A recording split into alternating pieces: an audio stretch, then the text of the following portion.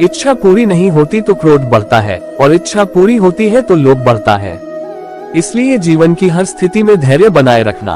धर्म केवल रास्ता दिखाता है, लेकिन मंजिल तक तो कर्म ही पहुंचाता है। वह जो सभी इच्छाएं त्याग देता है, मैं और मेरा की लालसा तथा भावना से मुक्त हो जाता है, उसे शांति प्राप्त होती है। श्री कृष्ण ने कहा है, अगर तुम्हें किसी ने दुखी किया है तो बुरा मत मानना। लोग उसी पेड़ पर पत्थर मारते हैं जिस पेड़ पर ज्यादा मीठे फल होते हैं।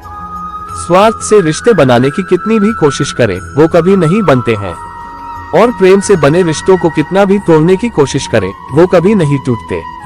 अगर व्यक्ति शिक्षा से पहले संस्कार, व्यापार से पहले व्यवहार और भगवान से पहले माता पिता को पहचान ले तो जिंदगी में कभी कोई कठिनाई नहीं आएगी। जिस मनुष्य ने जवानी में बहुत पाप किए हैं उसे बुढ़ापे में नींद नहीं आती।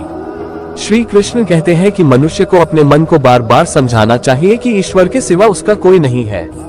परिवर्तन इस संसार का नियम है। कल जो किसी और का था, आज वो तुम्हारा है एवं कल वो किसी और का होगा। विषयों का चिंतन करने से विषयों की आसक्ति होती है, आसक्ति से इच्छा उत्पन्न होती है और इच्छा से क्रोध होता है, क्रोध से सम्मोहन और अविवेक उत्पन्न होता है। जो कुछ हुआ अच्छे के लिए हुआ, जो हो रहा है अच्छे के लिए हो रहा है, जो होगा वह भी अच्छे के लिए ही होगा। मेरे लिए न कोई घृणित है और न ही कोई प्रिय, न कोई निर्धन है और न ही कोई धनी। बस जो भक्ति भाव के साथ मुझे याद करते हैं, मैं उनका हूँ और वो मेरे। आप वही हैं जिसमें आप विश्वास करते हैं, आप वह बन जाते हैं जो आप मानते हैं कि आप बन सकते हैं। अगर तुम अपना कल्याण करना चाहते हो तो सभी तरह के उपदेशों, सभी धर्मों को छोड़कर मेरी शरण में आ जाओ, मैं तुम्हें मुक्ति प्रदान करूंगा।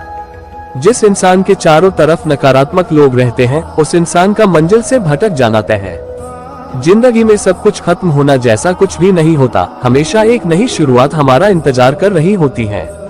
श्रीमद् भगवद गीता, श्री कृष्ण अनमोल वचन।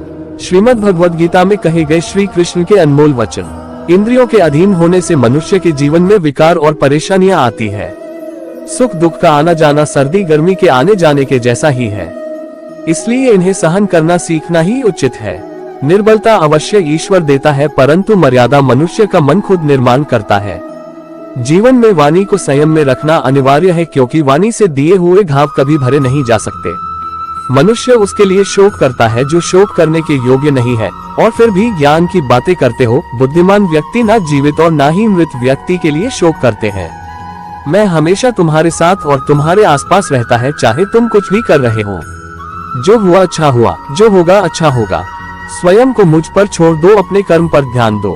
कर्म ऐसा जो स्वार्थरहित पापरहित हो। जीवन में समय चाहे जैसा भी हो, परिवार के साथ रहो। सुख हो तो बढ़ जाता है और दुख हो तो बढ़ जाता है। मोहग्रस्त होकर अपने कर्तव्य पथ से हट जाना मूर्खता है, क्योंकि इससे ना तो तुम्हें स्वर्ग की प्राप्ति होगी और ना ही तुम्हारी कीर्ति बढ़ेगी। श्री कृष्ण कहते हैं कि सत्संग ईश्वर की कृपा से मिलता है, परंतु कुसंगति में पड़ना मनुष्य के अपने ही हाथों में होता है।